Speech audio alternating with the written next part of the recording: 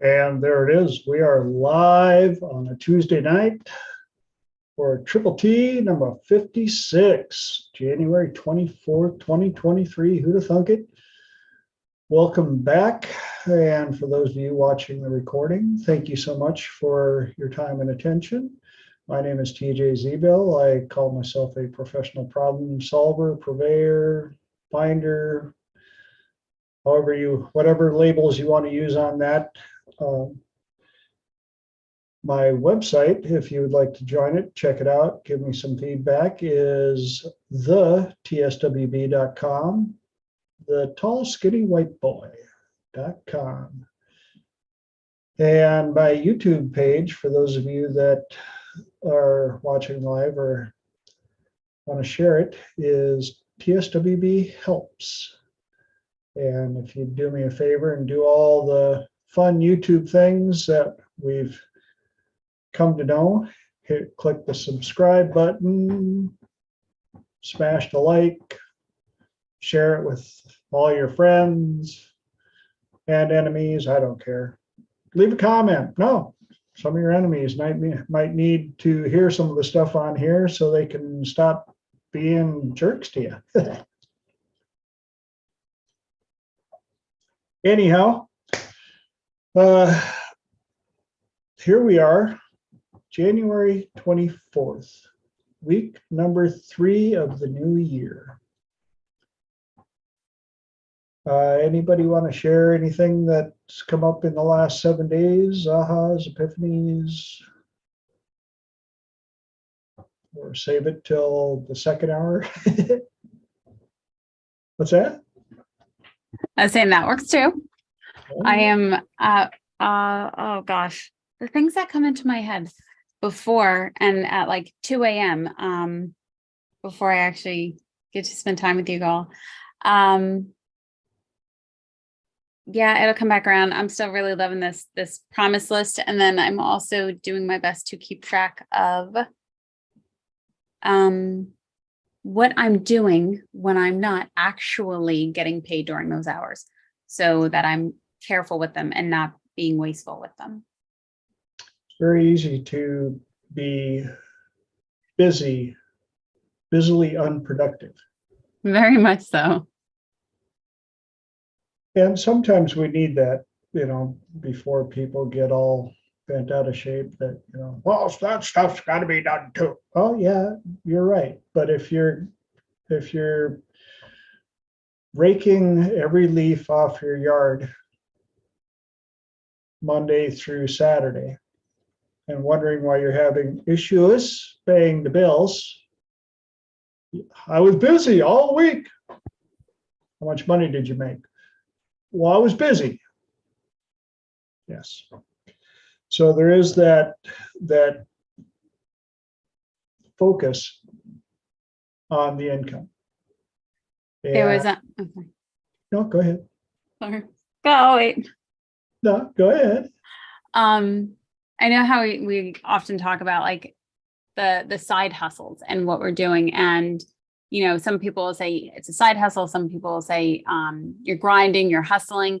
And I was talking with somebody on a podcast, and we had come to an awesome agreement that the grind looks different for everybody. And that if sometimes mainstream media can make it seem like 100,000% all the time, but knowing when to really buckle down and focus and when to take that time to say, okay, I need to separate because now it's becoming too much. And the phrase that that the gentleman that I was speaking with came up with was, everybody has a different formula. And when he said formula, I was just like, wow, that was such a phenomenal word. Yes. And that is a very good descriptive of what it takes. I've learned the hard way. I've been self-employed a good majority of my life, or at least involved with side hustles and the like, and realized that it takes a lot of squirrel herding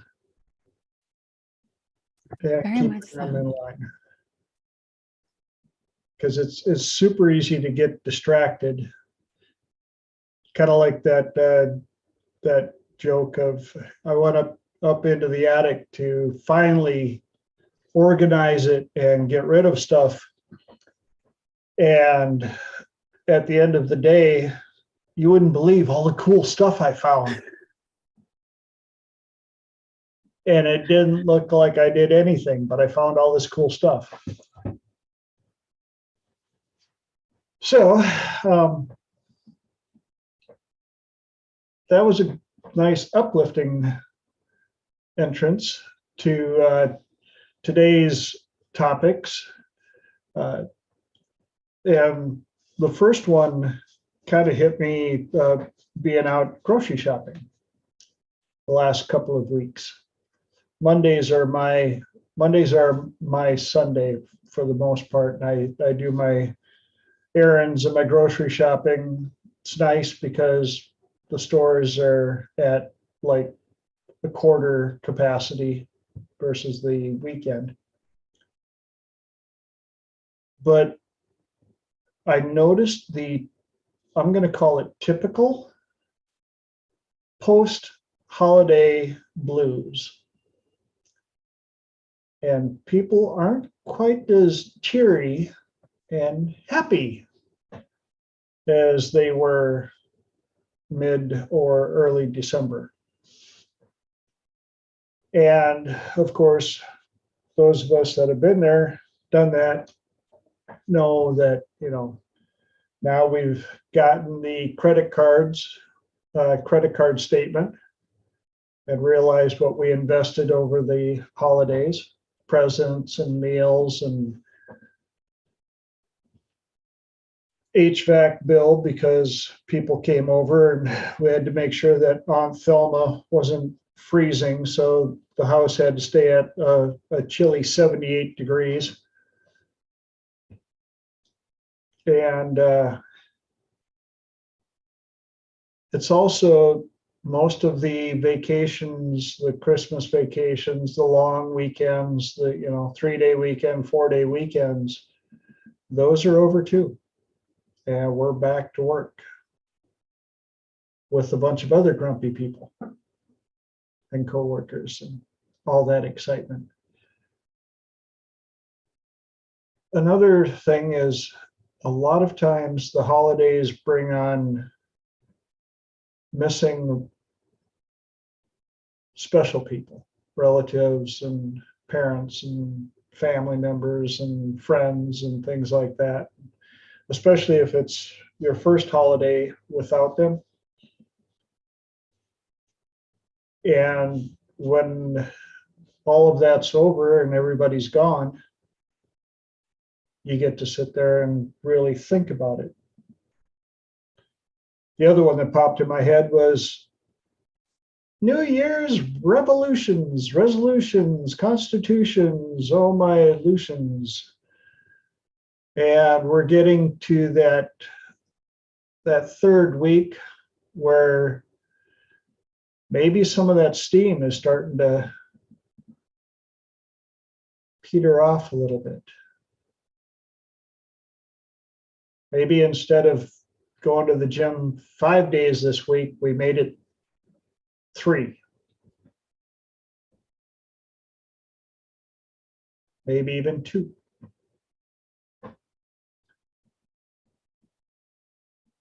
And now we have to start evaluating, what are we really going to be in 23? We're 24 days in, 320 some left to go.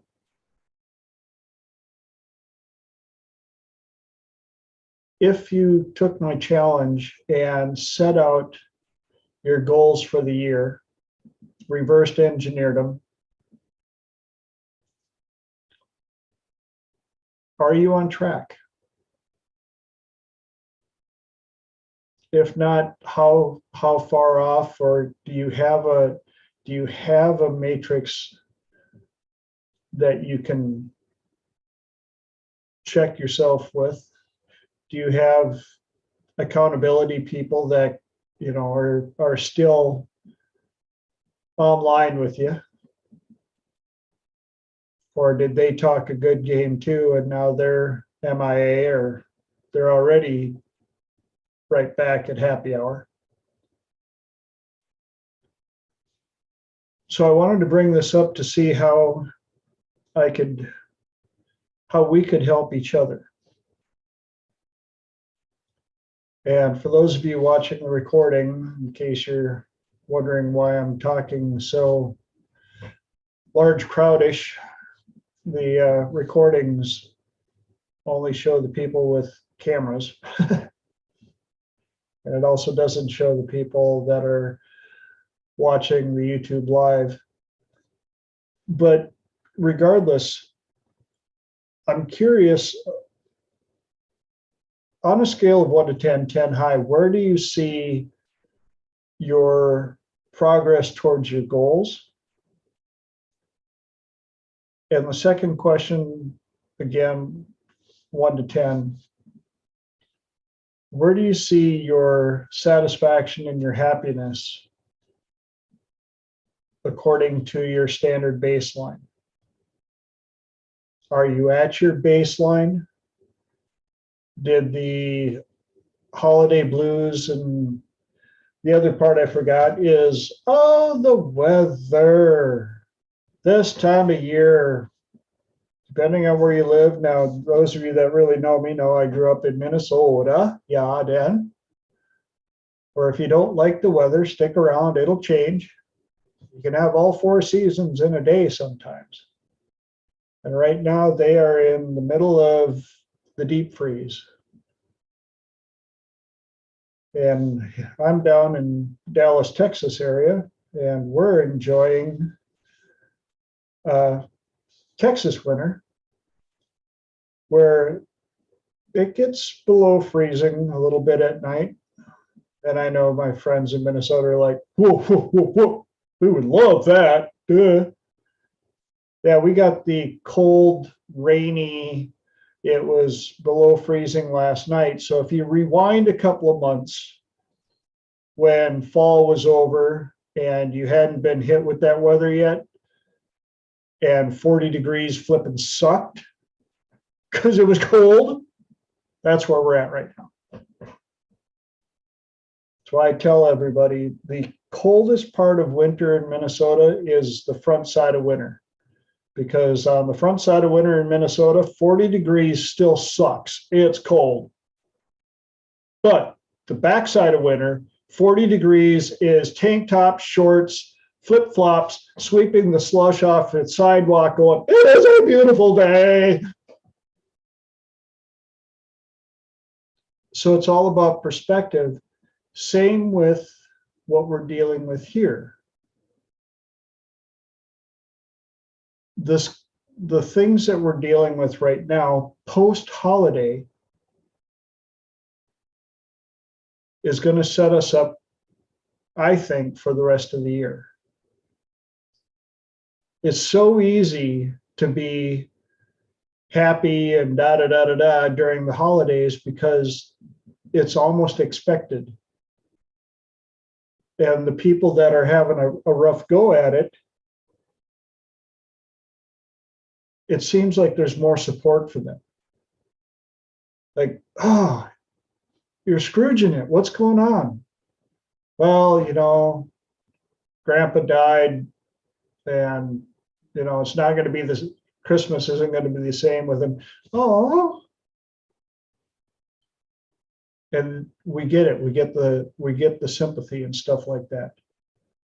But January, February, when the weather's gloomy, they're trying to pay off the credit cards, there's no real holiday. Well, we do have Singles Awareness Day coming up in February. And I've said it that way for years, and I always get flack from it from both sides.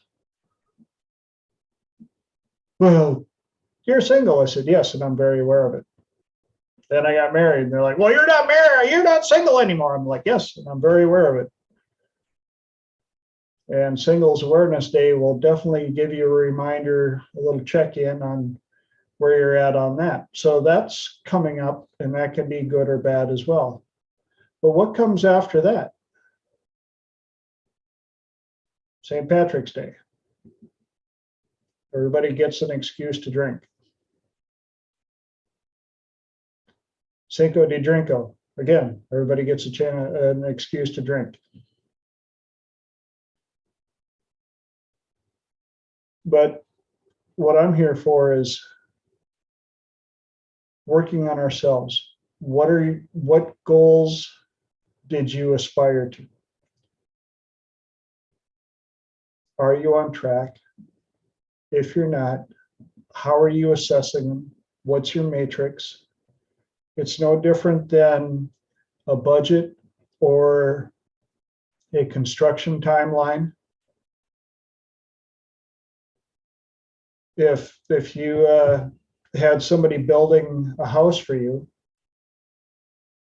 and you show up and there's the project manager, and you're like, so how are we doing? I don't know. We're just kind of not feeling it this week. Excuse me, what? Well, I never thought of it as a construction or a budget timeline. That's really taking something that can feel really, really big and saying, oh, it's just the same as you would lay out your budget, or you would lay out a construction project, I think sometimes it can seem really overwhelming, but when you brought it down that way, it seemed much more attainable and doable and achievable. I think that's why a lot of people fail on their goals, because they set this goal out there somewhere. Somehow I'll find it. I don't have a direction. I don't have GPS for it. I don't have any type of building plans for it. I would just like it.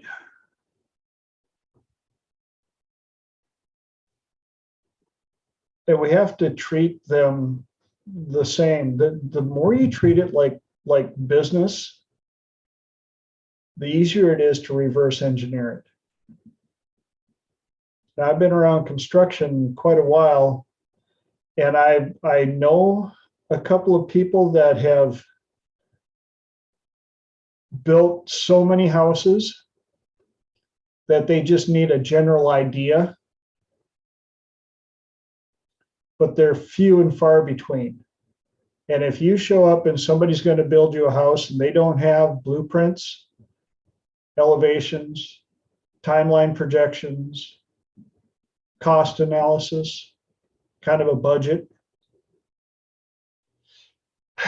I'm not saying they can't build you a nice home, but I would probably shop around a little bit. I think because some of the things can feel so, I've never had it before and I can follow a general idea, but because I haven't experienced it, I don't know how it'll actually work out.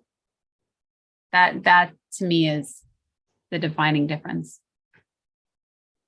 A lot of the life coaches out there will tell you who's accomplished what you want to accomplish. No, completely. But I think also, I'm not ignoring you. I'm trying to help Aaron get in the into the Zoom room.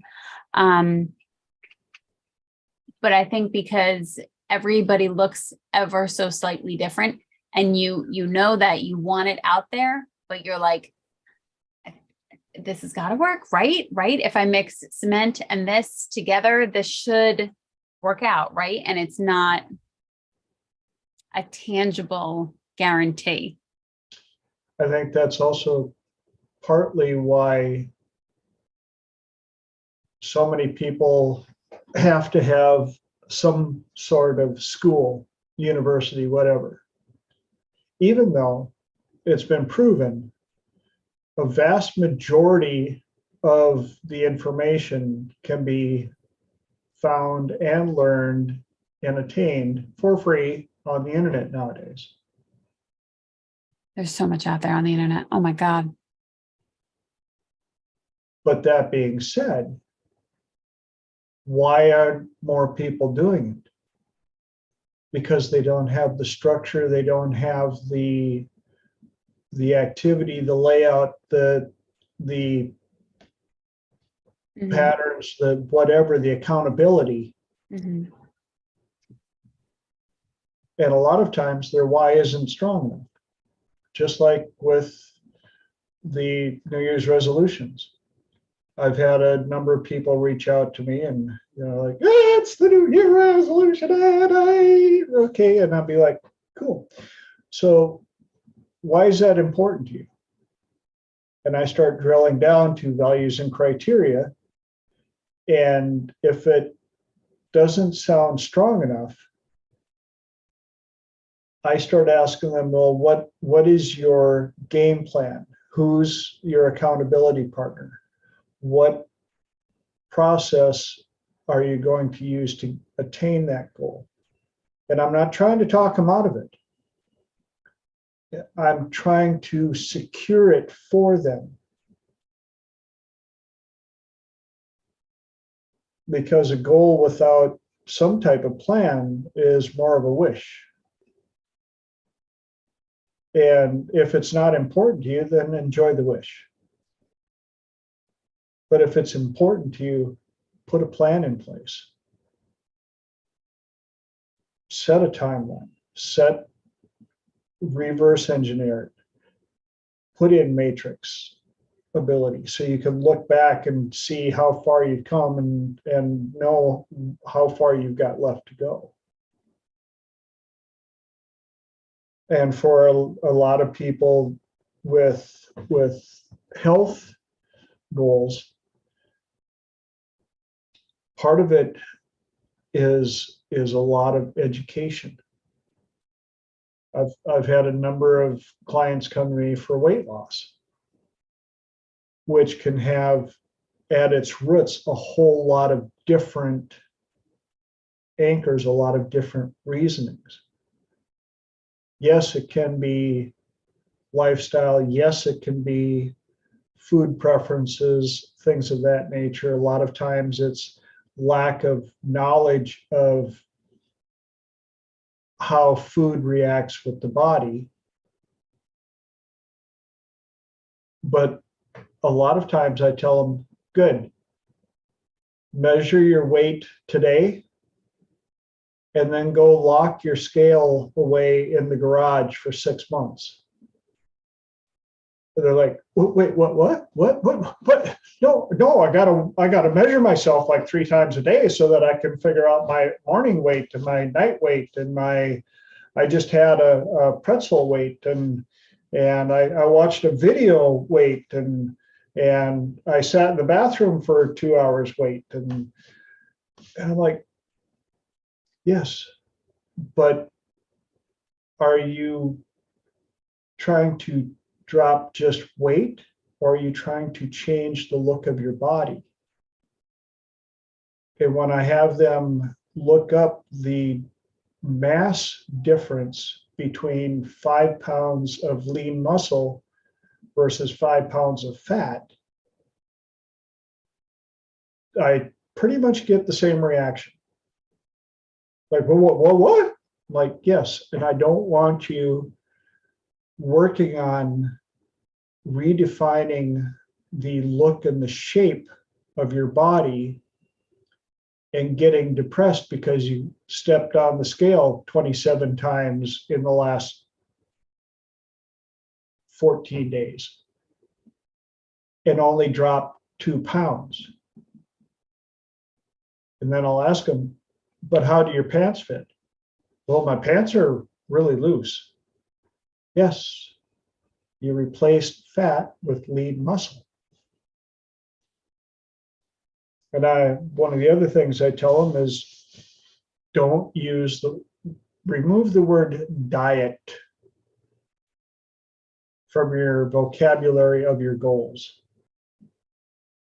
Replace it with better food choices, better lifestyle choices, a body reshaping procedure, whatever you want. But to me, diet is a temporary band-aid on what I want done. They took the word die and added the letter T to it just so that it sounded a little better. And I know there's going to be dietitians out there that are going to want, go ahead, put it in the comments. But I've seen enough, I have enough clientele now who have seen amazing results because they stopped with the diets. And we all, growing up, I think we all may probably know that one person that tried every fad diet that came out, the grapefruit diet and the only bananas diet and the tea diet and the, you know how many there are out there. How did we go from post-holiday blues into diet? Because this is also another one. Over the holidays, how many of us had more than one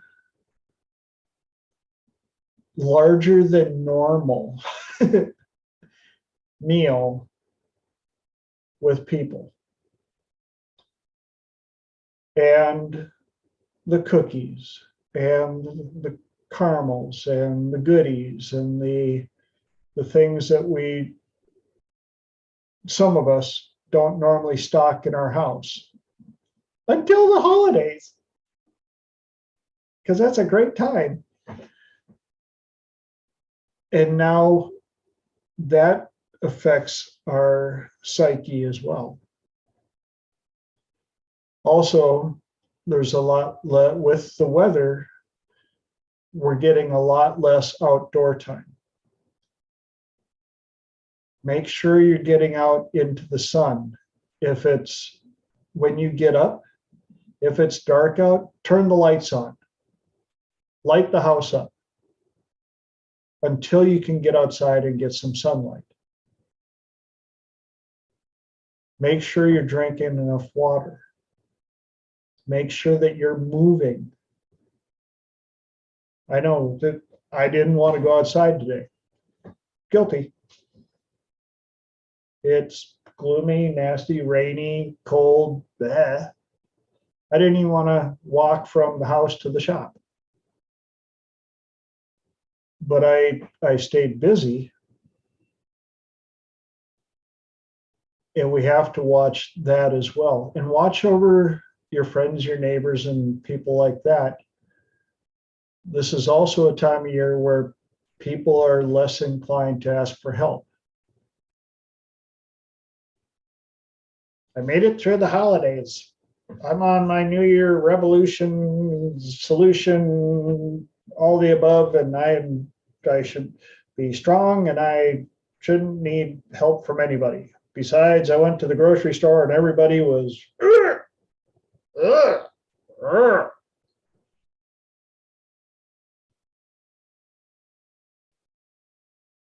It's also a time where during the holidays, statistically, a lot more people will check out. And the family and friends that are left behind get to start the new year dealing with that.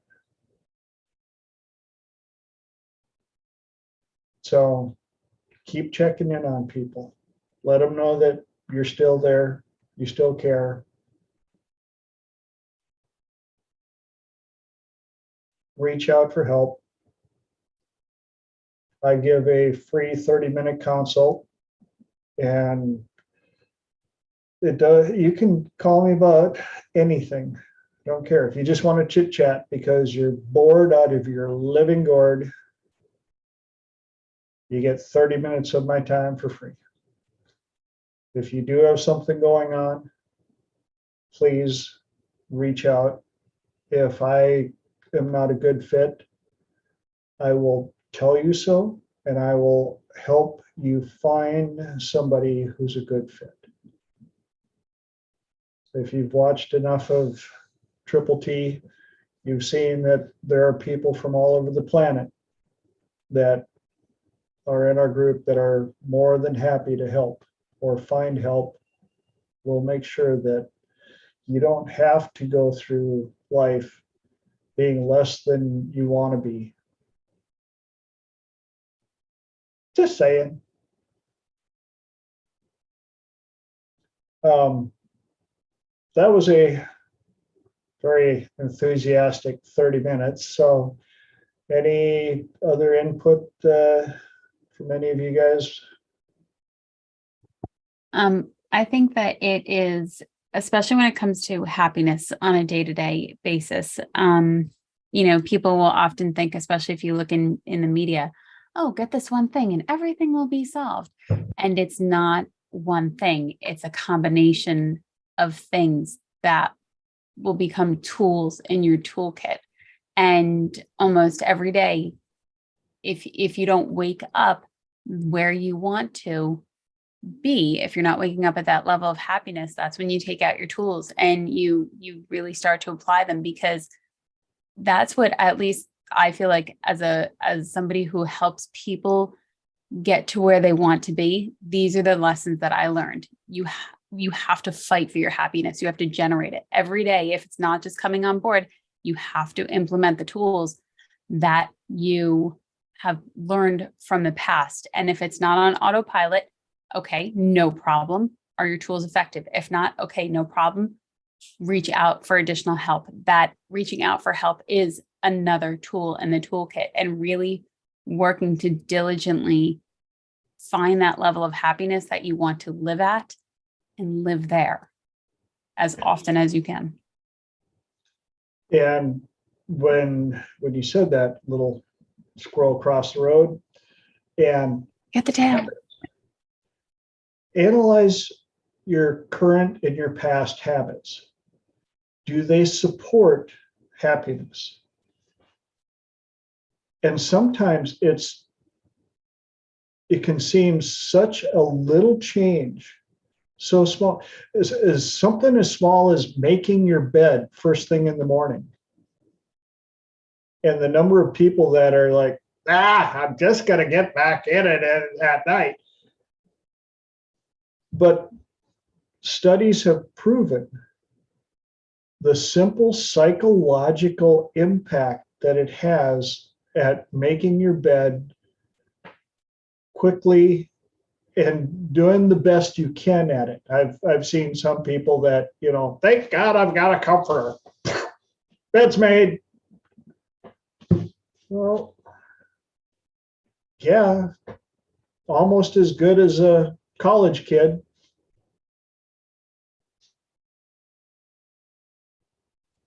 But it sets up the day.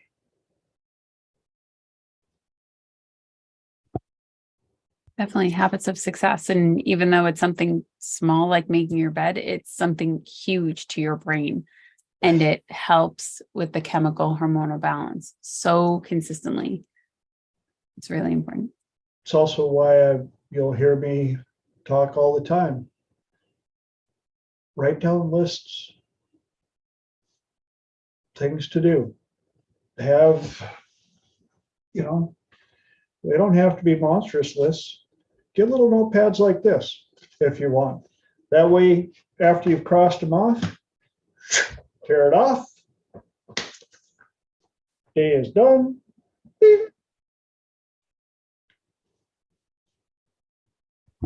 I was listening to a colleague on Facebook today, and they had actually shared that they will have a calendar, like the desktop obnoxious ones, and they will write their to-do lists on Post-its. So if they don't get to it that day, they get to carry it over, but they're still seeing it and they're moving with it. And then that way, when you are done with your month, you have a stack of the things that you accomplished.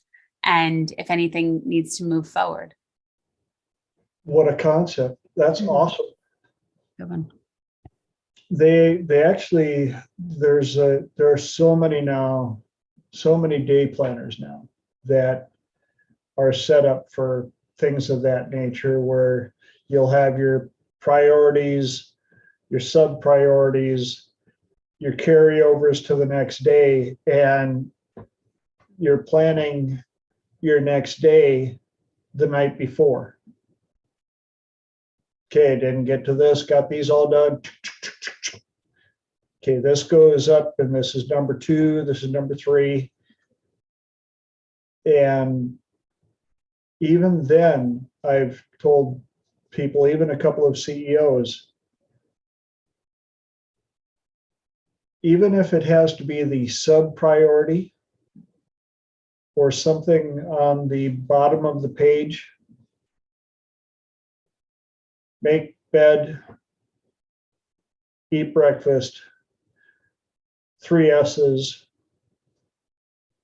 and before you leave the house, you've already got 3 checks off of your list, and you can tackle the big nasty ones that are looming on the top. Any other input on that before we switch subjectos?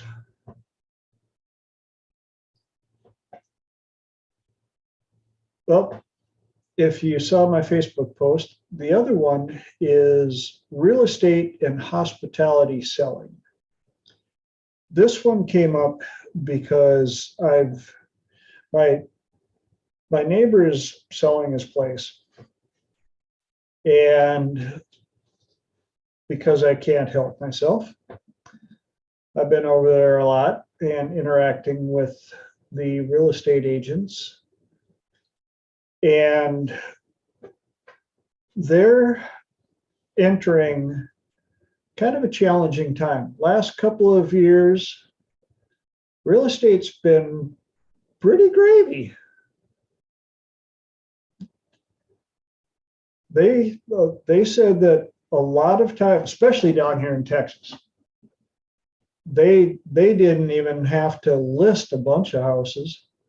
They had buyers lined up in line, where as soon as they could find a house for sale, it was like, hey, I got a house, here's what they're asking, sold, done. Well, when it's that easy, your skill set can be pretty basic. Hey, Mo.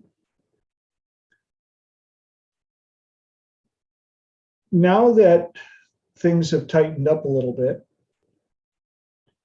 I've talked to a number of them and brought to light some of the things that I did while working with some of the real estate agents in Cali, where the market was still pretty easy, but there was a lot of competition. So I told them that I would be talking about this on my webinar. And a lot of what I'm seeing missing is values and criteria elicitation, especially during the open houses when people are just randomly showing up. And I've seen a lot of real estate agents who at that point are just merely babysitters. They're sitting there keeping an eye on the property, and people are flowing through, and they're missing so many opportunities. What brought you here today? What are you looking for? What's important to you in a property? How will you know when you get it? And why is that important to you? And drilling down and being able to tell the people, this might not be your property, but I've got another couple in mind. The other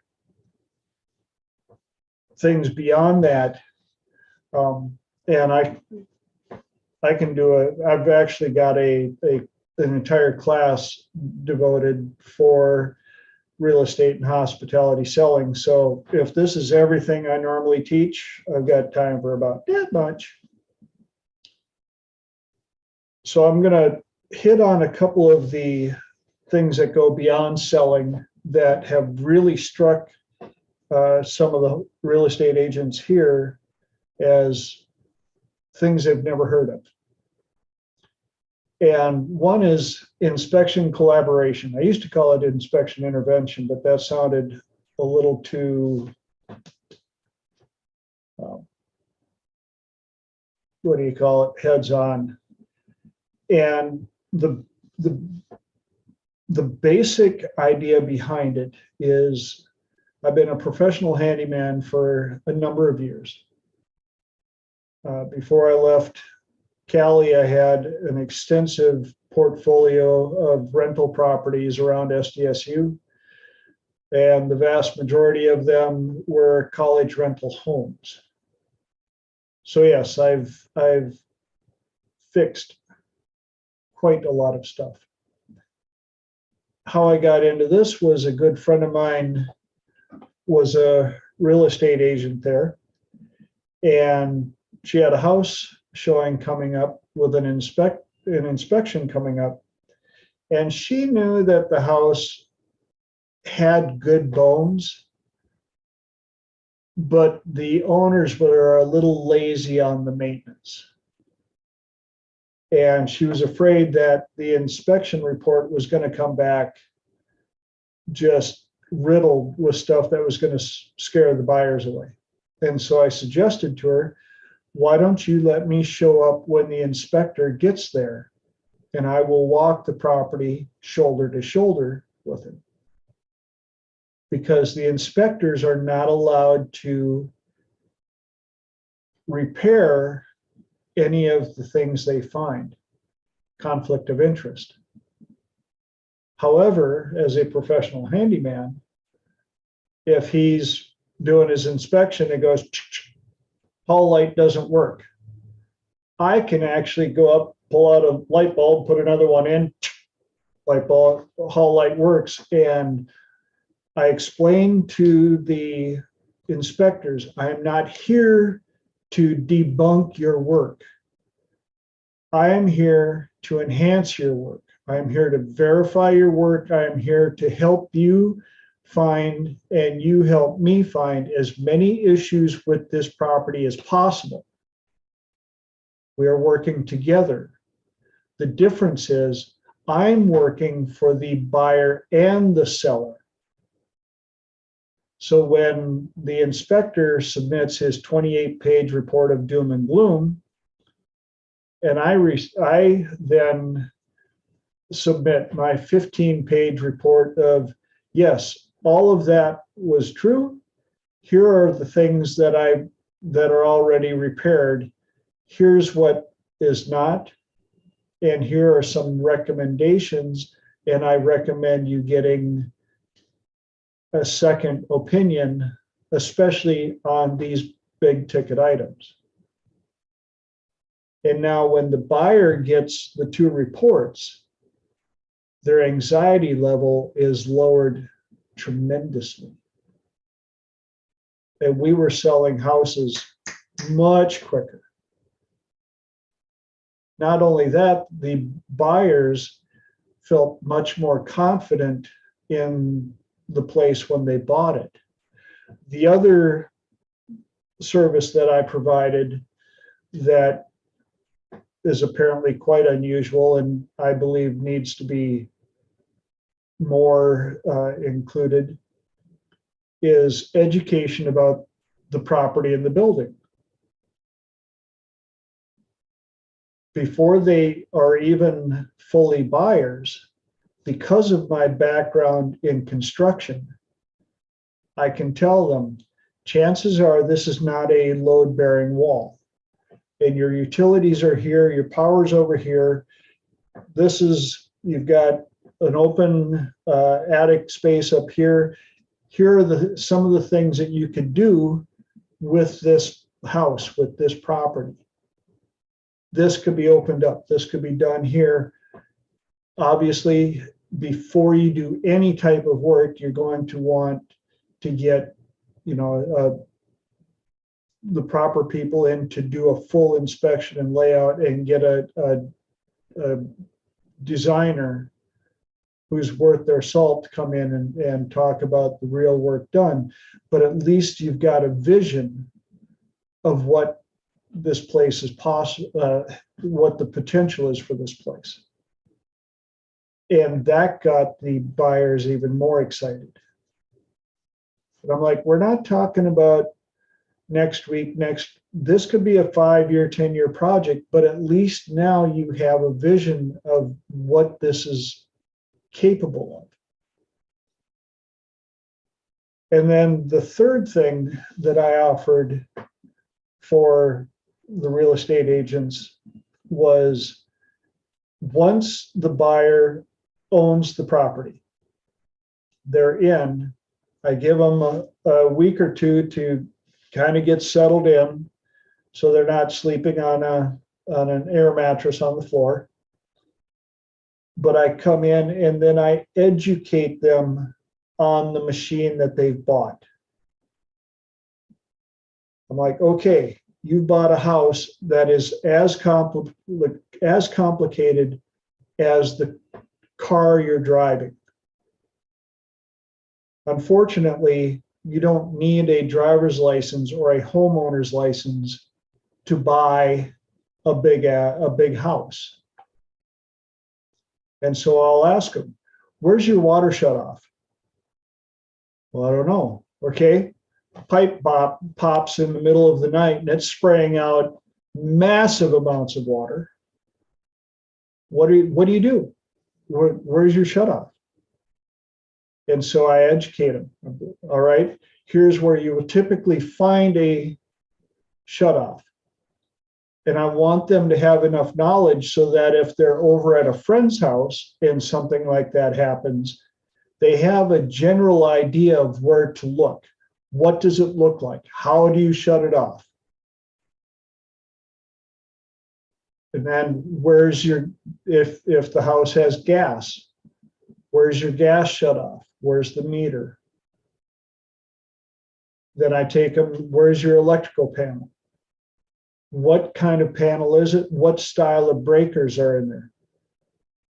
Do you know how to reset a breaker if it pops? I can't tell you the amount of money that I have made. Oh, we've got 3 rooms without power. Oh, you got to come here. I'm like, it's most likely a breaker. I don't know how to do that. I'm going to have to charge you if I come there, and all I'm going to do is open up the panel and go click. Okay. Sure as I'd show up, open up the panel, I'd be like, oh, the power came on. Oh, it's a miracle. Oh. And because of my conscience, I would take the time to instruct them on how to at least reset. I'm like, I'm not going to teach you how to replace a breaker if you're not qualified. I'm not going to teach you how to wire your house, but you should know, and you have to understand what the breaker is for, why it's there. Oh, it's so I don't get shocked. No, it's so you don't burn the house down. The amount of people that come into Home Depot and Lowe's because they watched a video and figured out how to replace a circuit breaker that keeps popping. Well, it's just a 15. You know, if I put a 30 in there, then it won't pop. No, you're right, it won't. It'll burn the house down. But hey. And so I teach them about stuff like that. But as a homeowner, these are things that they should know. I also teach them how to unplug sinks using a shop vac. Yes, I normally get that look when I say use a shop vac. I saw that. Thank God for cameras. The reason being is plumbing gets plugged because things go this direction and stack up. And everybody's like, oh, I'll just get a plunger and I'll just slam it through. And sometimes it works. And sometimes it just packs everything in tighter. And so I teach them the proper way to use a plunger, because the majority of people use it incorrectly. They use it to power slam forward, and you'll get a lot more success if you put it in sideways, fill it up with water, slowly compress the plunger down to the hole, and then pull it back, slow jerking motions, which causes a vacuum disruption inside the line, and it breaks everything up that's inside the pipe and allows it to flow through. But the reason I teach them to use the shop vac is how many earrings, necklaces, rings, pretty things have been dropped down the drain, and everybody thinks, oh, now I'm just going to take these connections that haven't been disconnected in 12 years apart, and then dump out this black water so that I can save those, 14 karat gold diamond earrings. Well, if you know how to do it with a shop vac, you just suck everything out of it and pull the goodies out of the shop vac. And you don't mess with the connections that are under the sink, because sometimes you may cause more damage than you really want to mess with. I know, I've had to fix it. And that leaves us 8 minutes for me to talk about hospitality, which I might just put off for another class unless we don't have any subjects. But anybody got any input on the real estate stuff that I brought up? I had no idea about the shop vac. I've actually had longtime professional plumbers that have seen me or heard me talk about it, and they were like, what? Like, Believe it. I've made a ton of money with my shop vac and saved me a ton of time because I didn't have to tear everything apart. The other nice thing, it shows you what was in the pipes. And when you're dealing with college educated chillins, they will blame everything on the fact that it's an old house. Until I use the shop vac and suck out 12 shot glasses, a spoon, a load of carrots, some sauerkraut, their kale smoothie that they didn't quite like, that they just dumped straight down into the drain. Yeah. My favorite was when you mentioned about bacon grease. Oh, bacon grease. Yes. I don't know did I talk about that on Triple T yet? I know Ray was here, but I don't know if it was before the class started. So for those of you that think it's okay to pour grease down the drain, because I run hot water with it. Let me clear this up for you. Yes, you can do that. The only stipulation, you have to run enough hot water down the drain to heat the pipes that are buried underground all the way down to the treatment plant. So as long as you've got a water supply that's right around 200 degrees and you run it for about 3 days at a constant 200 degrees, then you can probably pour hot grease down the drain. If you don't have that possibility, no.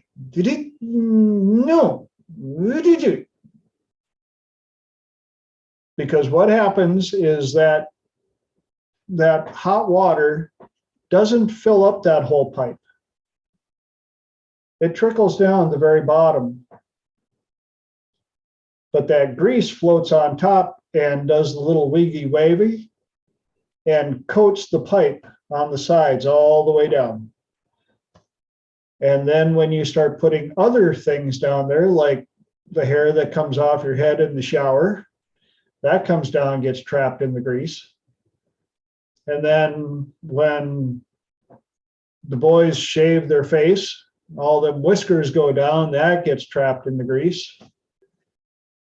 And then mom is so glad that she got a sink disposal. That's a whole nother topic that we don't have time to cover. But yes, all of that ends up in there. And then eventually the teenage daughter flushes something down the toilet that shouldn't be there. And pretty soon you've got a main line plugged up with all sorts of nasties, and somebody gets to come out and clean it up. And they're done that, especially with college houses. So no grease, no stuff, no ickies. If at all possible, say no to the disposal unit. If you do have a disposal unit, put about 0.5% of food down it. Oh, but it says right in the manual. Yes. Oh, right there, right on line number 5. You can put a whole lettuce head down there. No. And I've seen too many people empty the fridge and scrape it right into the sink, and down it goes. Out of sight, out of mind, everything's good. Until the water's backing up in the bathtub and it's not nice water. Oh yes, and with hot water. Yes, if you do it with hot water. But I actually had an argument with somebody. It has to be cold water because hot water shortens the life of the bearing in the disposal. No, but yes, I could do a 4-hour. Well, actually, I am planning now on doing a minimum 1-day class on the real estate protocols, trainings. The other thing I'm going to finish with is, if you're in the business of selling homes, educate yourself about homes. Not colors, locations, and prices. Yes, that's important. Understand how plumbing works, how it really works. Understand roofing construction. Spend time with inspectors. Ask them what they look at, what they look for, what stands out, instead of just looking at the 28-page report of doom and gloom, pointing out specific stuff. Go with the inspector and watch them, what they're looking for, how they find it, why they're looking for it, why that's important. It'll help you help the seller big time. I didn't know that the neighbor was selling his place, and I hadn't been there enough to actually take a close look at it. And unfortunately, he already had 3 open houses before I had a chance to go in and go, you need to change some stuff here. And we did a lot of work, but then as soon as that happened, the interest rates went, and the market went. So now we're playing catch up and recovery. Yay! And that brings us to the top of the hour, which means I get to switch it over to you guys to see if you have any topics or questions or squirrels that we can chase or anything. So what do you guys got for me tonight? I don't know if anybody else is chiming in. I do. I know you're all flabbergasted. Yeah, if anybody, side note, if anybody has questions about a house, contact TJ for sure. The things that I did not know and have learned as a homeowner, boy, was there a learning curve and a big financial curve that was needed also, because you don't know what you don't know and you can get into shit really freaking quickly. Guess who else knows? Mo knows. I see him head nodding. I'm messaging him on the side, knowing your faces are cracking me up. Mo, how long have you been around construction and building? About 25 years. About 25 years. And lots of good stuff.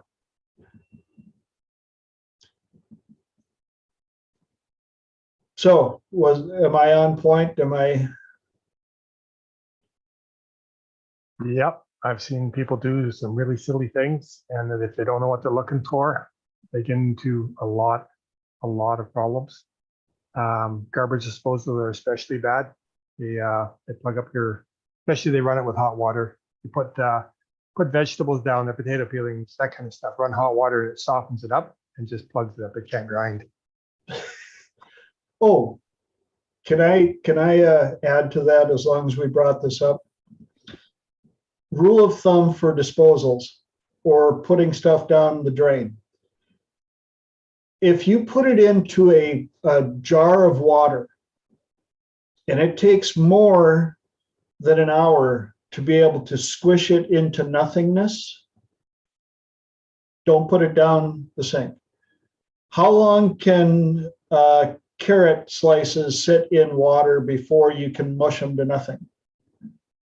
How long can meat, hamburger, sit inside water before you can mush it up and it becomes into nothingness? How long can cabbage, beans, rice?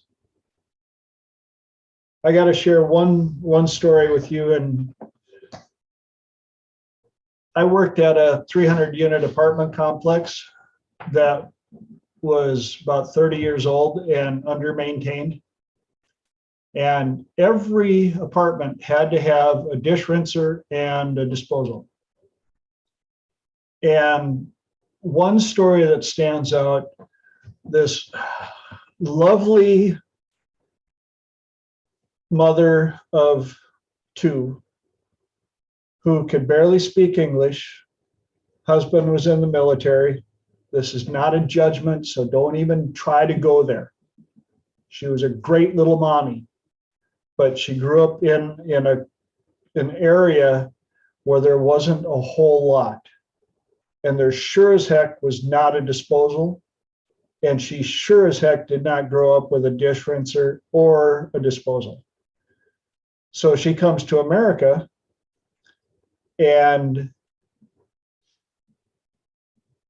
she pretty much hit every single thing that is not supposed to go down the disposal. And on call number 5, and I get the work order and I recognize the apartment number right away, plug disposal.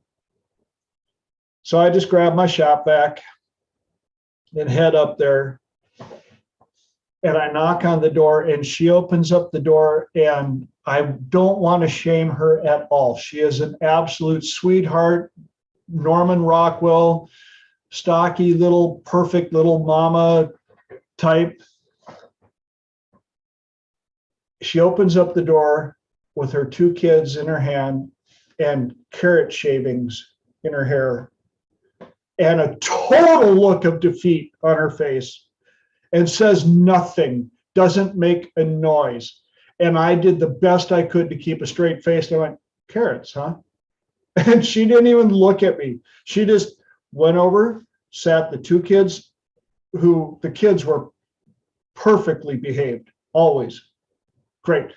She sat down and I walked into the kitchen and she had watched me do what's called a soft plug. The drain wasn't super plugged, and so I just held the stopper on the other side of the sink and cycled the disposal a couple of times and managed to flow it through.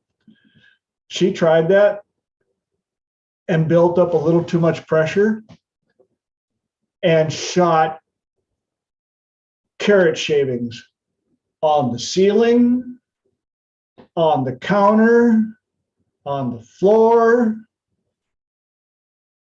covered her. I didn't even have the heart to say anything to her. I cleaned it up, got the plug cleared out, cleaned up the counter, cleaned up the ceiling because there was no way she was going to reach the ceiling. Got it all cleaned up, vacuumed up and everything. The entire time she sat on the couch. The three of them did not make a peep. I don't even know if they breathed. And when I got done, she wouldn't even look at me. She just sat there holding her two kids. And I said, "It's okay. I've seen it before. You're doing great. Have a much better day." And I walked out, and that was the last the last call. I think she just went, she learned. Nothing goes down the disposal. Evil. Nothing. Nada. So just had to share that little story. Oh, my heart. For her. Yep. She did beans, rice, cabbage, celery, and then carrots. And carrots was the one that got her. I just wish that I could have gotten away with taking a picture of her and just blurred out her, because I tell you, it took all that I could muster to be just inside. I was dying. As somebody who has struggled with her fair share of electronics, I appreciate that you did not laugh directly at her. Other than that, she was one of a quintessential mommy. House was neat as a pin. Kids were well behaved. If you think 50s Norman Rockwell, short, stocky, with the dress and the apron, and yeah. So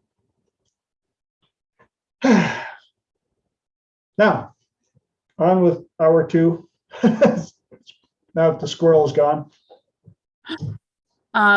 Okay, so question for the group about relationships. And I have a client who is working with me and their spouse does not want to work on anything. What are your thoughts? Let you guys go first.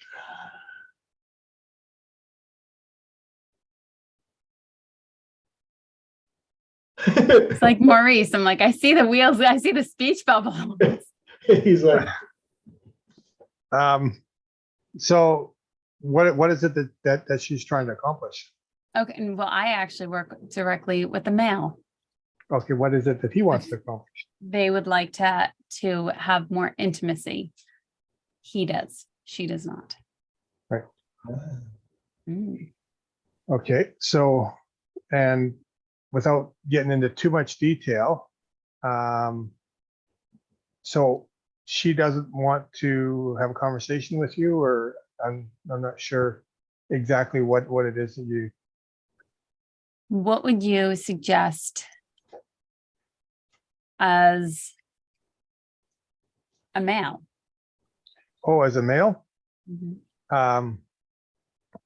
Well, without getting into knowing all the details of his particular circumstances. No, I feel like it's a general enough topic. So Yeah, like I would guess that probably the biggest thing that's holding him back is the society that has been created today has created a bunch of weak men. And as soon as you have a weak man, women, basically, if you've got a woman who has a man that's very feminine and very needy, what she ends up with is she's got 2 kids plus a 40-year-old kid. And do you want to have sex with your children? No. So what he needs to do is he needs to step up, increase his masculinity, do things that do that, create that masculine container, let her feel safe. And as soon as he does that, she'll start to melt into her feminine. When she melts into her feminine and feels safe and feels taken care of and feels desired, then she'll be more eager to receive down that. As long as she sees him as a child or as somebody she has to take care of, it'll never happen. do you think that it's possible for a woman not working openly on something to given like their own personal history of whatever they've been through? I'm assuming most likely not all rainbows and sunshine. Do you think it's possible to then feel safe with somebody that you then have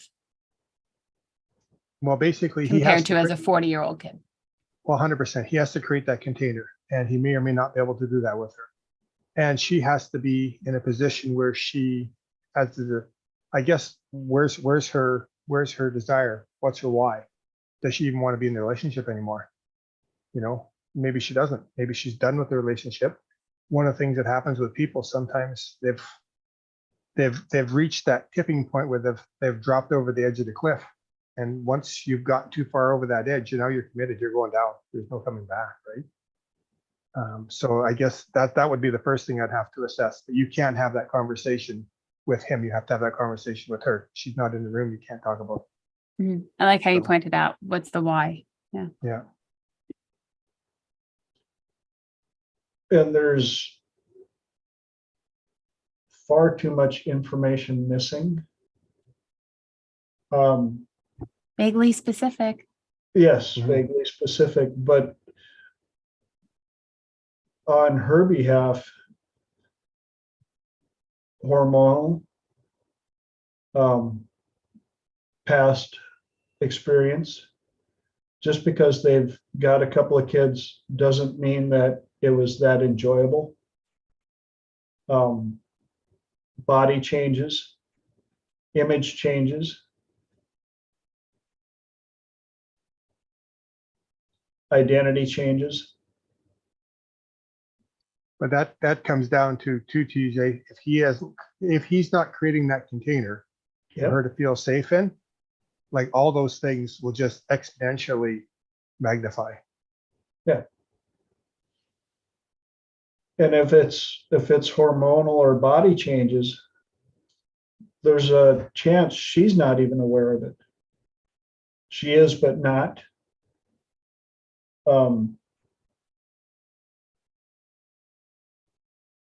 Does he remember what he did when they were dating? Or has it become roommate level? Mm-mm. Second marriage. So they were dating most recently in like within the last decade. So we're not stretching back 20 or 30 years at this point. Right. But there's a obvious number of them that, what's up? Good to see you, Elijah. there's a number of them that, especially guys, get complacent and forget how to date. They forget the importance of date night.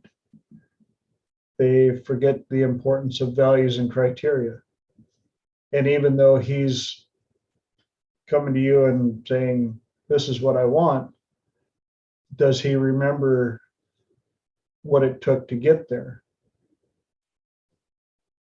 And I think you hit on something very critical there, TJ. What's her love languages? And, Yes. and is he filling her cup? Because it's easy, you know, the whole expression, is the honeymoon over? Well, were you wearing rose-colored glasses throughout the whole honeymoon? And then all of a sudden you spend 3, 4, 5 years together, and certain habits that were cute when you were dating are now annoying as but if they're not addressed, or the communication skills aren't adequate enough to have, like Mo says, a safe place to be able to present those, then things can get distant, just like the analogy that Lillian Pearl Bridges brought up, which I thought was brilliant. When you get married, you know, everybody's going down. If you haven't heard this before, for the first time you're watching a recording, I'll try and make it brief, but everybody is going down the river of life in their own canoe. And part of the mistake is like, oh, but once you're married, oh, two become one, oh, and you're both in the same canoe. No. You're both still in your own canoe, but you've made a pact, a promise to stick with each other, to paddle through the rapids, through all the above. And if you're not working on that union, it's real easy for the canoes to drift. And all of a sudden, one day you wake up and one of you is going down a tributary and there's a landmass between you and the other one, you and your partner. And you have to figure out, how the hell do I get back there? You know, do I have enough power to paddle upstream to get back around the landmass? Is there going to be another deal where, you know, is this landmass just an island? What size is the island? How big is it? I don't know. I can't see the other side of the island, and I don't know how long it is. Am I willing to grab my canoe and hike over this island to try and find the water on the other side?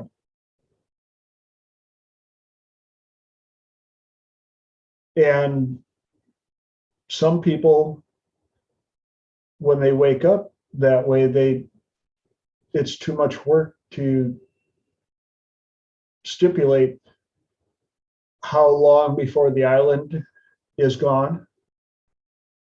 Does the island just get wider and wider, and all of a sudden you realize that the river did this instead of one of these things? Well, you're 100% right, TJ. And my question around that would be, what did you learn from your first marriage if this is your second one? And what are you repeating now that you repeated in the first one? I was just going to say, what's the common denominator? And the other thing that frustrates me, something terrible, people think when they get married, they say, okay, well, that's all over with. Now I can go do something else. And the reality is, no, everything that you did prior to getting married, that was the precursor to the work now really starting. Everything that you did before, now you have to work harder. And you have to put more effort in and more time in. It's not, you haven't reached anything. All you've done is laid the groundwork to start doing the real work now. And people don't think like that. if they put as much time in their marriage and in their relationship, if they put in their careers as making money, there wouldn't be any marriages failing. Or it would be significantly lower. And now, especially in this throwaway relationship style society where, you know, all of a sudden I found out that he likes ketchup. Oh, I can't stand ketchup. That's it, I'm done. Well, I found out that, you know, he used to listen to Shania Twain. Ah! And if you love Shania Twain, it just go ahead, type. I'm fine with that. I like her too, but we all know that there are some people out there that it doesn't matter. For some reason, they're going to hate something. And when you can find the Elvis Chapel of Love and Light on the same block as Divorces Are Us, then you see the people that go to Vegas for the weekend and got married on Friday and divorced on Monday. Happy Easter. Yes. So my question for you, Lenora, what would you say to him? I did have a conversation with him, and one of the things that I actually walked him through was seeing and really taking a look at what she needs. And so I had him in, you know, I had him close his eyes and really look at the colors. Where's the match? Where's the mismatch? What is she needing that he's not able to provide? And also to recognize that he may be doing as much, but what can he look at differently? And rather than I'm doing all this, she's doing nothing, what else can we see? What else can we look at from a different perspective? And then I walked him through a couple of other things to energetically bring them closer and future pace it from there. So is he present to how love is created? Is he present to how love is created? Did I hear that? Yeah. Is he present? What do you? Go ahead. So people are under the misconception Mhm. that you know, well, you know, I love you if you do this for me, but Okay. but I won't love you because of what you do for me. Mhm. But love will get created inside of me for what I do for you. It's like with Mhm. children. You love your children not because of what they do for you, but for what you do for them. Mhm. So I guess they have to have a look. What's he doing for her and what's she doing for him Mhm. will determine the level of love that they have. Yeah. That's a really good one. Thank you.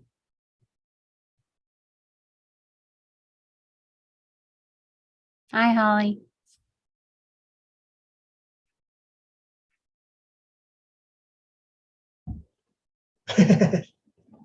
Nobody else wants to jump in on this? Yeah. This is second hour. This is open platform. I don't really know exactly what you're talking about, but just on that last bit, you guys can hear me, right? Yeah. Mhm. Any feeling that you derive from outside of yourself nets to zero. So say, for example, you buy a new car and you get happy because you have a new car, and you go on a road trip and you have all these wonderful emotions and feelings and memories of being on a road trip in your new car. When the car eventually breaks down or gets too old and stops working, or someone steals it, something like that, you'll feel anger and sadness and loss equal to the amount of happiness that you had from the car.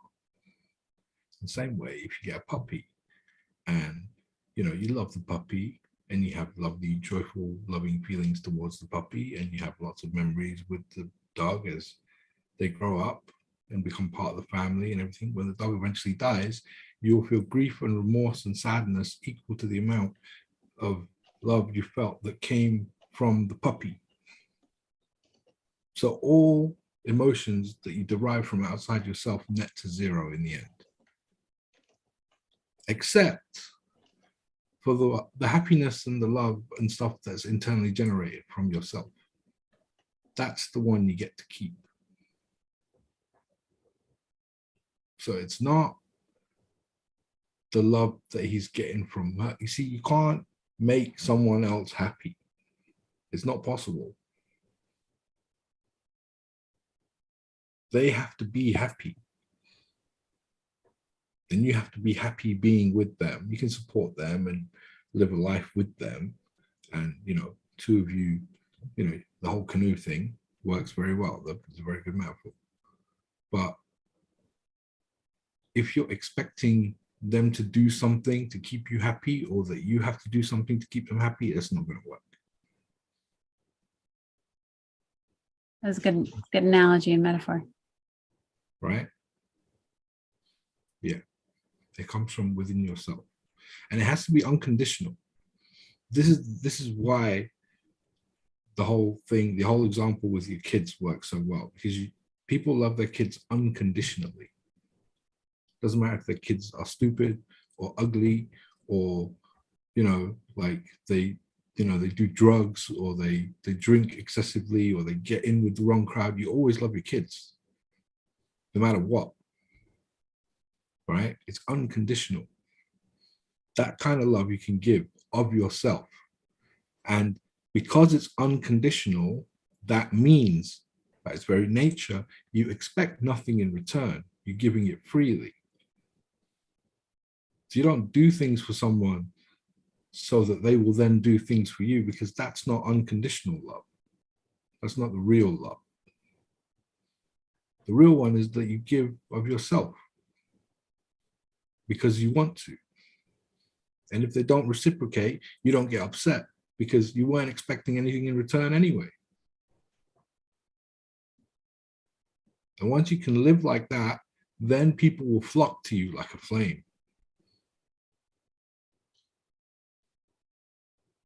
Had a squirrel run across when you said unconditional love, especially of your kids. Yes, you love them unconditionally. Doesn't mean you always like them. In fact, there are times that you don't like them I'm sure. at all. You still love them. At least until they're adults. Do you know what I mean?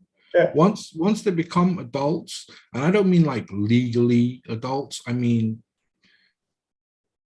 if you They look can at the talk back. science, if you look at the science, you know, most women are adults by age sort of 24, 25. Most men are adults by sort of 27, 28. Fully grown, I mean, to the point where the neocortex is fully developed and they can actually think about the future and make plans. Right? I'm not talking about like legal adulthood, because 18-year-olds are still kids. 21-year-olds are still kids. Right? They don't think about the future. They don't think about consequences of actions, things like that. It takes until your mid-20s, you know, your second half of your 20s before you get that. Right? And at that point, if they become someone different or they take a different path, you might end up not loving them unconditionally anymore. I have seen many families who have been broken apart, unfortunately, sad as it is to see, but it happens. But while they're kids, you love them unconditionally, right? Because that's your job. You're going to protect them and raise them, and you know, that's part of it. I don't know firsthand. I'm only talking because, like, I have nieces. I don't have kids of my own, but it's the same. I'm guessing it's just a stronger version of the same feeling, you know? Yeah, I think the only wrench in that whole thing is when you're dealing with unhealthy parents or narcissistic parents or something like that. Parents who aren't emotionally stable, that kind of changes the dynamics of how they. The question is, do they know that what they're doing is damaging? Probably, sometimes yes, probably, but most of the time probably no. They don't even get. Most people walking around don't even get that there's lots of things they could do to improve and fix how they experience life. I can tell you a whole bunch of failings that my parents had, but they did the best they could with what they knew. 100%, but that's most parents, right? Right. Is it Like, okay, I can understand, yeah, narcissistic and mean, and fair enough. Yes, you're right. But is it malicious? Is a different question. 100%. And in some cases it may be, in some cases it may not be, right? Right. Like each case would be individual. Yeah. But I think at the end of the day, the ultimate goal is, as parents, you love your kids unconditionally and you're there to support them, protect them, and keep them safe. Nice hat, Holly. Oh no, it's a hood. Is it a hood? It looks like, I thought it was a hat at first. She's a good Jedi. Yes.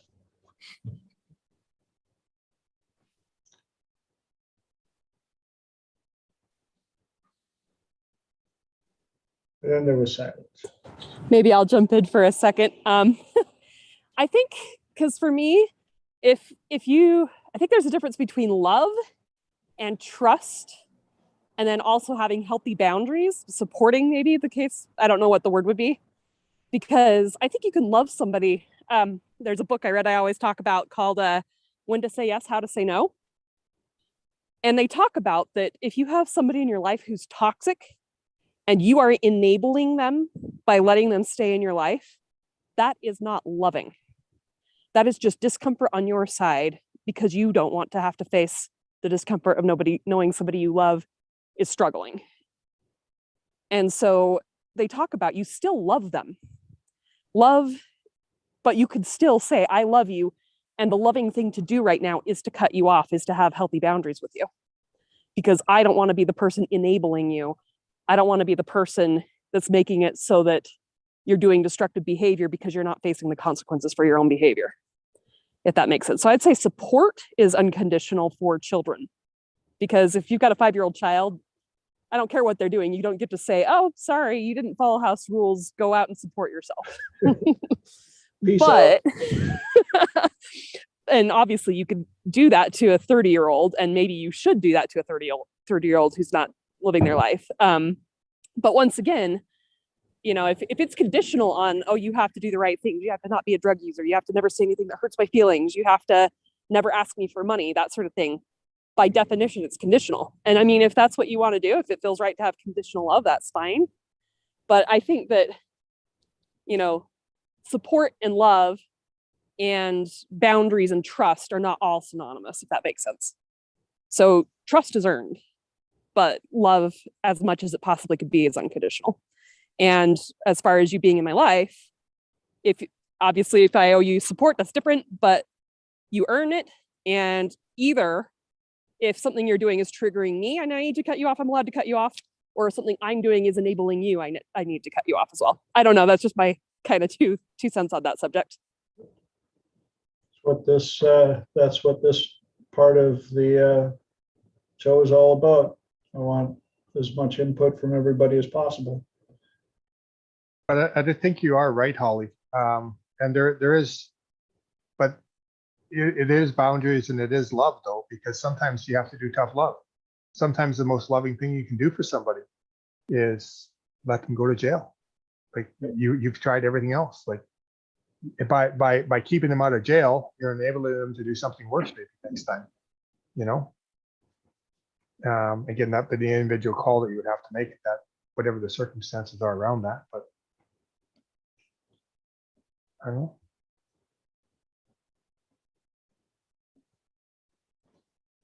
It's funny you said trust has, it's not that way for me. Right? Trust is given, and then you have the opportunity to lose it or keep it. But I start off by trusting everyone. I'm a bit naive that way. I had many people take advantage of me over the years and betray that trust, and they lose it. And I learn each time, but I always sort of start by giving people benefit of doubt. Strange. So my question for you around that, do you feel that you give it as easily now, like the trust is given as easily now as it was, say, in your younger years? I think so. Even if I heard something about someone before I met them, you can't judge until you actually met them yourself, right? until you've had some experience. So I kind of start pretty open with strangers. It has bit me in the ass a few times, but I used to do that, and I learned because it bit me in the ass a few too many times. But I like the approach that most people take in this group, which is always be testing. always be testing. Even now, I'm testing you guys. Well, You know,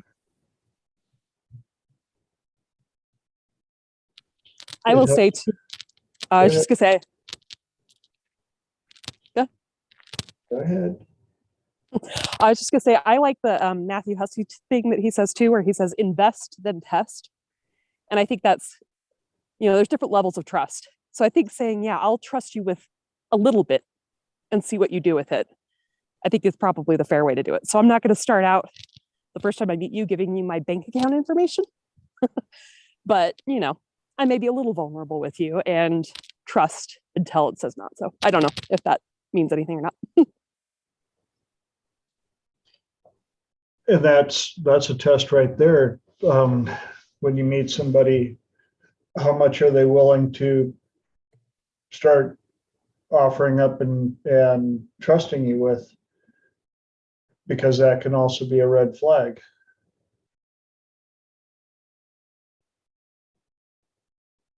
you mean if they're too trusting? Well, it's like, hi, we just met. Here's my bank account number. Here's the security code to my, da da da. And here's all of this stuff. What does that set up for in the future?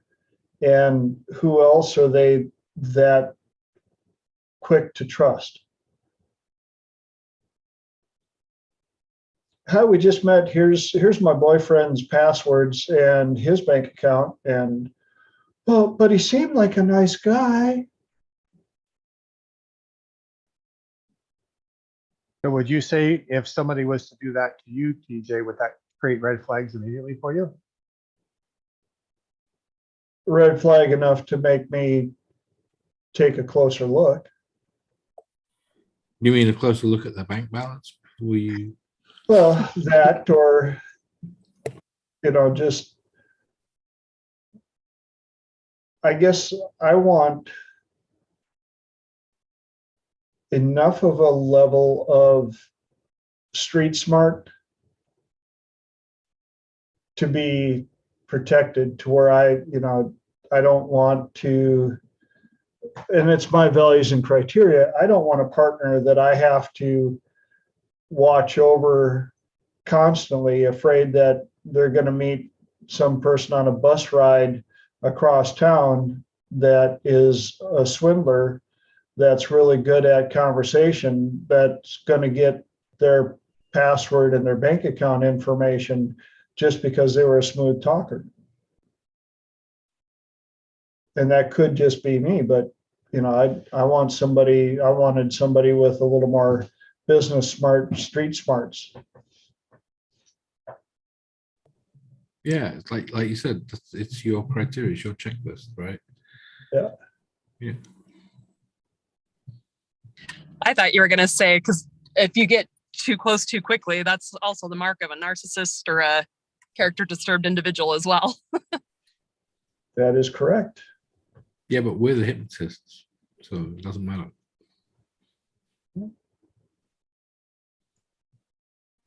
But that's why you learn about this stuff and study about it, especially with communication and relationships. There are so many quote unquote rule books that you can study out there. And as soon as you think you got it figured out, the new edition comes out and everything's the opposite of what you just learned. To quote Rowdy Roddy Piper, just when they think they got the answer, I changed the question. I think at least for me when I was a lot younger, I would think like, let me just trust them right up front and give them all of this great stuff right up front as a please like me, versus really understanding the concept that I know you have, TJ, of you're the prize, you're the king of the castle, you're the king, you're the queen of the castle, and really having people build that relationship, friendship, whatever it's relationship, friendship, whatever one you want to call it, with people to then really know it's worth your investment of your time and your energy into that relationship, into that friendship. Yeah.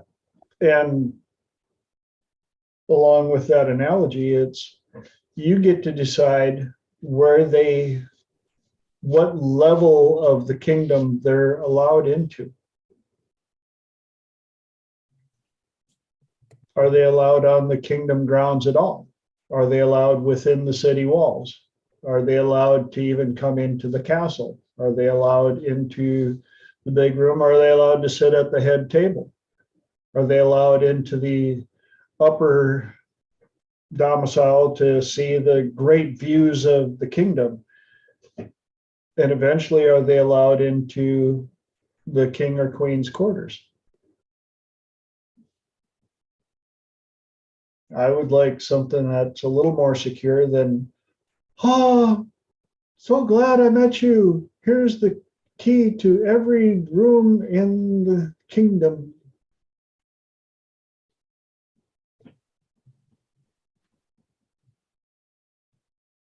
And I'm lucky enough, yesterday was 2 years.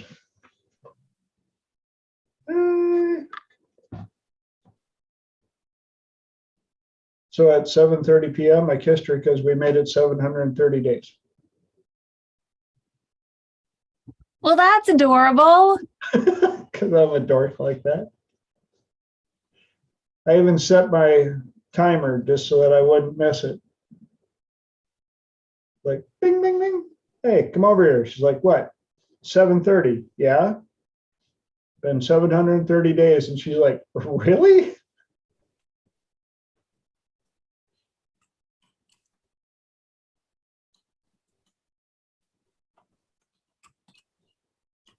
Very cool. Well, we've got 17 minis left. What else? What other squirrels do we want to chase and address and make light of? Any other questions, ahas, topics? Come on, I know you guys have, I know somebody who's got a bookload of questions. What else you want to throw to the crowd? Answers, I don't do questions. I do questions in attempting to answer something. Huh? I answer questions with questions. Yes. What questions do you have? Ask questions. What question do you have?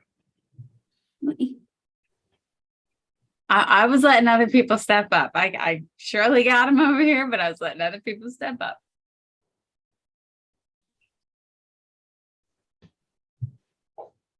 Y'all are gonna make me go to the phone and pull up some quotes or something, aren't you? Let's see. Yeah. Okay. For the panel, does anyone know or know of somebody of laying out a speech for like an hour, like if you were going to talk for an hour, how you would start to make sense of it? Because there's like a whole bunch of pieces out here.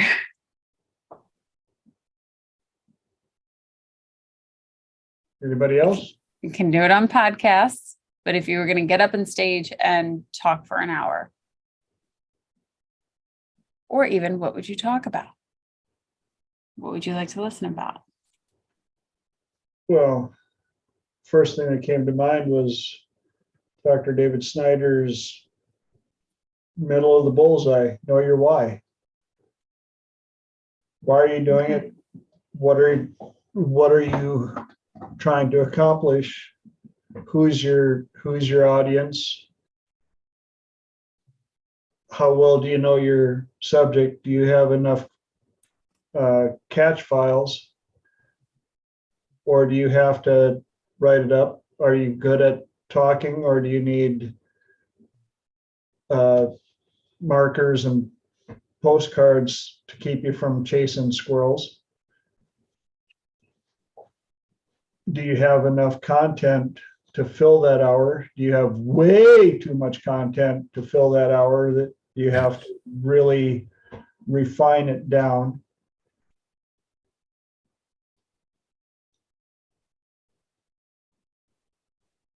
Record yourself as much as possible and review it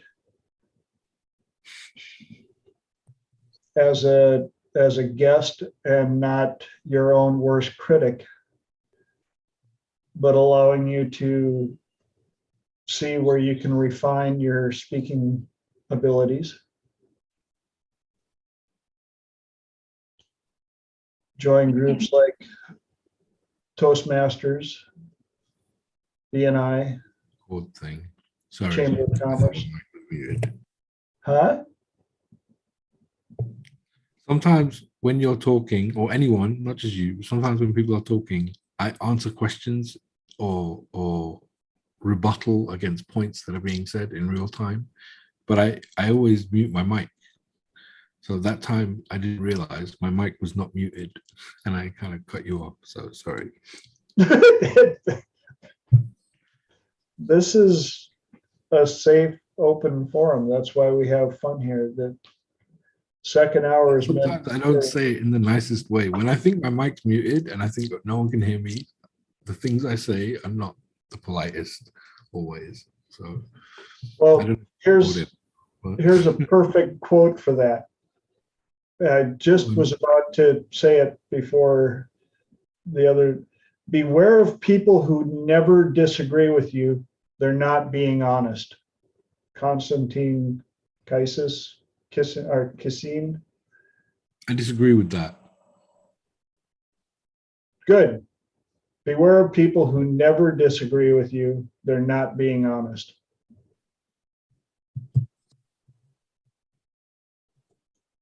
You just got it. Here's That was another. slow, Lenora. That was slow. No, no, not. I do it intentionally when I don't want to get in the middle of, and I'm just like, oh, okay, that's an interesting point. And I just won't bother starting the fight. It's not worth it. So it's an accurate statement. Beware of people who don't disagree. They're not being honest. That's true. Well, that's where the word never. Beware of people who never disagree with you. They're not being honest. Mm. And you have to, yeah, and you're 100% right, Lenora. You can't argue with idiots. Not worth your time. No, they just drag you down to their level. Exactly. There was another quote that you posted, TJ. It was Holly knows this one for sure. Bananas. Don't waste your time arguing with people who are insistent on wanting to disagree with you or wanting to just fight with you or insistent on not seeing your point of view. Yep. Every one of those endings is correct. Here's a quick one. We got 10 minutes left and I want to see what you guys think of this one. It's a short story, but it has a good message to it. A wise woman who was traveling in the mountains found a precious stone in a stream. The next day, she met another traveler who was hungry, and the wise woman opened her bag to share her food. The hungry traveler saw the precious stone and asked the woman to give it to him. She did so without hesitation. The traveler left, rejoicing in his good fortune. He knew the stone was worth enough to give him security for a lifetime. But a few days later, he came back to return the stone to the wise woman. I've been thinking, he said, I know how valuable the stone is, but I give it back in the hope that you can give me something even more precious. give me what you have within you that enabled you to give me the stone in the first place. I love that one. I'll read it again now that you know the ending. A wise woman who was traveling in the mountains found a precious stone in the stream. The next day, she met another traveler who was hungry, and the wise woman opened her bag to share her food. The hungry traveler saw the precious stone and asked the woman to give it to him. She did so without hesitation. The traveler left, rejoicing in his good fortune. He knew the stone was worth enough to give him security for a lifetime. But a few days later, he came back to return the stone to the wise woman. I've been thinking, he said. I know how valuable the stone is, but I give it back in the hope that you can give me something even more precious. Give me what you have within you that enabled you to give me the stone in the first place. You have to love your life, dude. You have to love your own life and know that you're going to be okay and that everything's going to be fine and that you don't need anything. Then you can give freely. Once all of those doubts are removed. And it's actually not that hard to get there at all. I'm sure you've all experienced it, even if only for a brief moment at some point already. When you felt that, you know, thank you, I have enough right now. Yeah. You can take any of my excess. And believing in abundance. This was already Aaron, more likely he traded the stone for cigarettes and alcohol.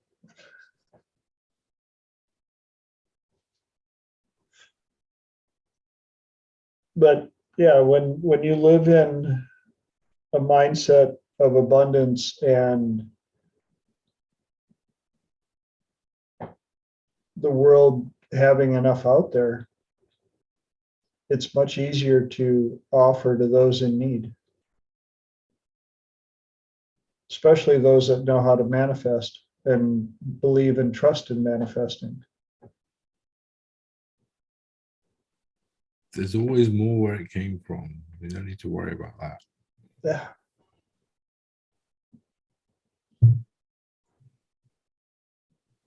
That gives us 7 minis left. I'm out of new quotes.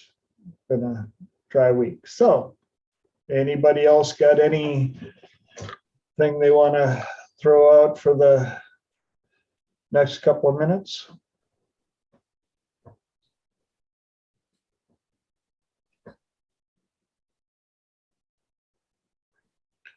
Crickets. Bueller? I was going to go with the, I noticed a very distinct difference between the mind brain, the heart brain, and the gut brain, and working to have harmony with those. And when you're talking in your head and I know it's coming, it's a very different voice versus when you quite literally put your hand on your heart and you focus in on your heart and you hear, I know it's coming, and versus your stomach and hear a completely different tone. And I think that was really distinctive for me over the last couple of weeks, was realizing the discord that was going on inside and really starting to focus in, especially much more intentionally when meditating or when doing clearing work, or really listening to what my head is saying versus my heart or other parts, made a huge difference. So if anybody has any disarray going on, notice that there is a difference and that they can actually achieve alignment together. There's even an app that will help you get the alignment if you want it. What's the app called? You have to go look up Joe Dispenza. heart math. You have to go That look is up true. heart math and get the little thing, and you can put it on your iPad or your Android or whatever, and you can see how much coherence you have on the screen. It will monitor you in real time. It's really cool. Very awesome. Thank you for that one. Very cool.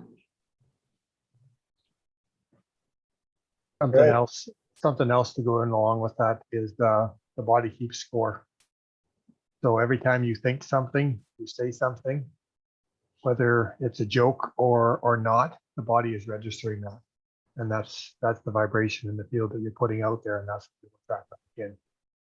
So it's critically important that your heart and your head are in alignment, and that would help you to move and achieve to whatever it is moving towards. And that just brought a quick squirrel.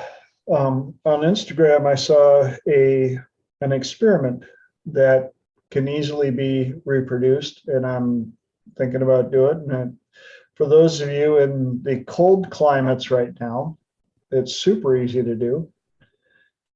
You take 2 glass plates of glass containers, but plates, put water in it, or back up, 2 glass plates, and on one plate you write positive, loving words. The other plate you write negative, nasty words. Put a little bit of water in it and put them in where they'll freeze, and take a close look at the formations of the ice. And I've heard back from enough people now, just the words on the plate will affect the formation of the crystals.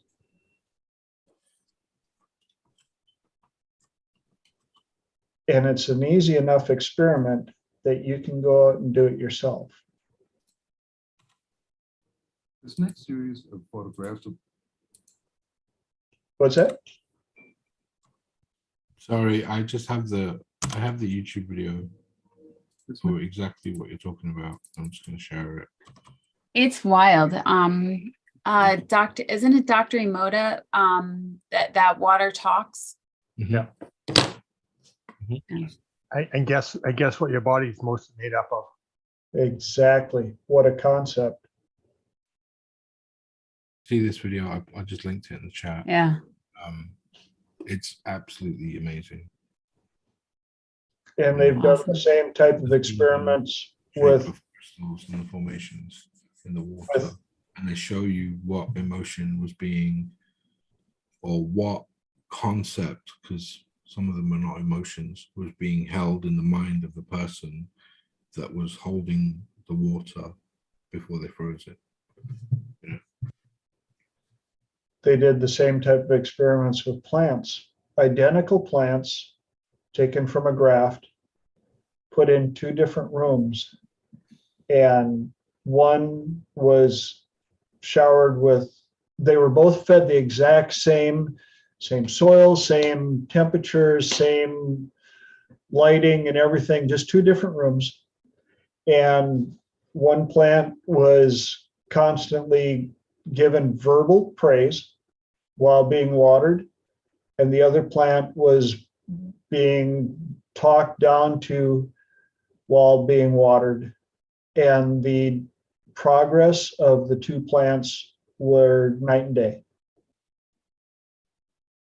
which is another reason why I am so adamant about watching what people say, especially to themselves.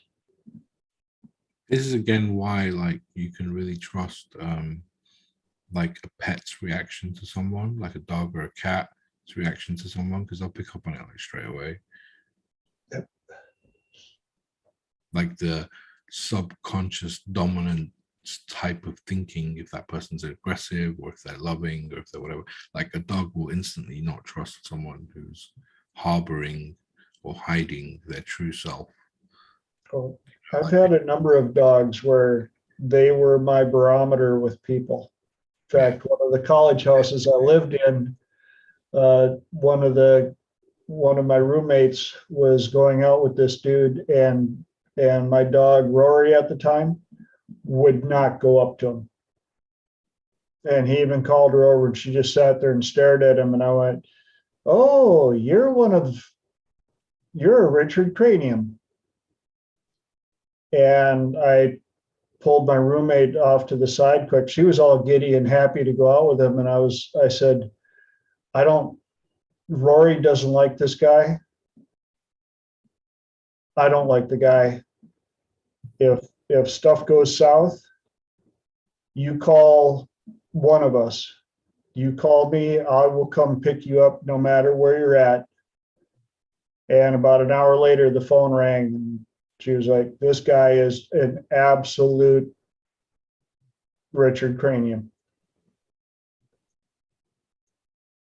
She came home. She's like, "I wish Rory could speak." I said, "She did. She spoke loudly. You were just too happy to hear." And with that, that brings us to the top of the hour. And I always want to respect your guys' time. You'll hear me close with this every time. The one thing I cannot give you back is your time, your investment. And I appreciate you sharing your time, your precious commodity with me here. If you enjoyed this, please hit the like button, subscribe, leave comments, good or bad, share it with people. And hopefully I get to spend time with you in another 7 days. Until then, love you and all the good energies and stuff. Go out and have an amazing week and be nice to each other.